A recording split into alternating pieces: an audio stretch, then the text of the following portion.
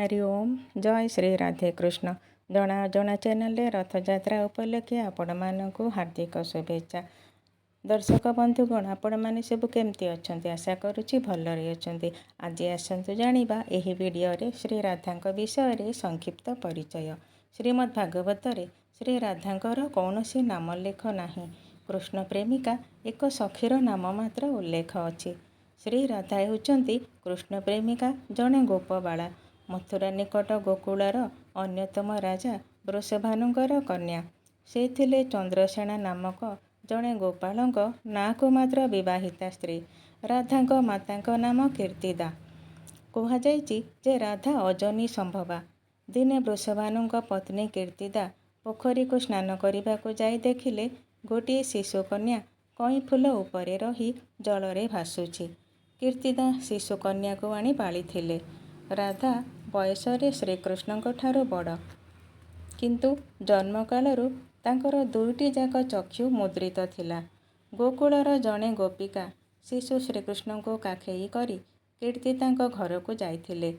श्रीकृष्णଙ୍କ आड़कू मुह हेबा मात्रे श्री राधांकर दुईटी जाक आखि खोली जाइथिला। कृष्णଙ୍କ ठारू केतेक पुराण रे कहुଯାଇଛି कृष्णଙ୍କ ठारू राधा हेउचंती सान, किंतु केतेक पुराण कहुଯାଇଛି कृष्णଙ୍କ ठारू राजा हेउचंती बड़। जन्मदिनरू 3 दिन पर्यंत तांको चक्षु मुद्रित थिला। यशोदा कृष्णଙ୍କୁ काखेई श्री राधांको देखिबाकू जाइथिले। राधा कृष्णଙ୍କୁ सेठी प्रथमे देखिथिले एवं यशोदा प्रथमे श्री राधांको कृष्णଙ୍କ अइंठा स्तन्यपान कराइथिले। संपर्क रे श्री राधा हेउचंती श्रीकृष्णଙ୍କର माई। भागवत वा पद्मपुराण रे उल्लेख अछि जे गोलोक धाम रे श्रीकृष्णଙ୍କ बाम पार्श्वरू श्री राधा उद्भूता होई संगे संगे श्रीकृष्णଙ୍କ पूजा आरंभ करिथिले। से दिन ठारू से हेले श्रीकृष्णଙ୍କ प्राणर अधिष्ठात्री देवी।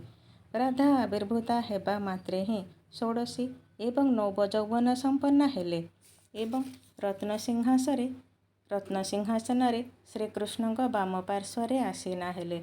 एही समय रे राधांक लोमकूपरू लक्ष कोटि गोपिका एवं श्रीकृष्णଙ୍କ लोमकूपरू गोप और गो समूह बा गाई समूह उत्पन्न होइथिले। गोलोकर एही श्री राधा ही परवर्ती काल रे ब्रज वृंदावन रे अवतीर्णा होइथिले। दर्शक बंधुगण वीडियोटी आपण मानकु केमती लागिला?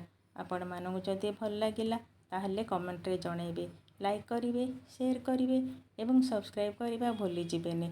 अन्य गोटे वीडियो सहित आपण मानक संगे पुणी देखा हबो। जय जगन्नाथ।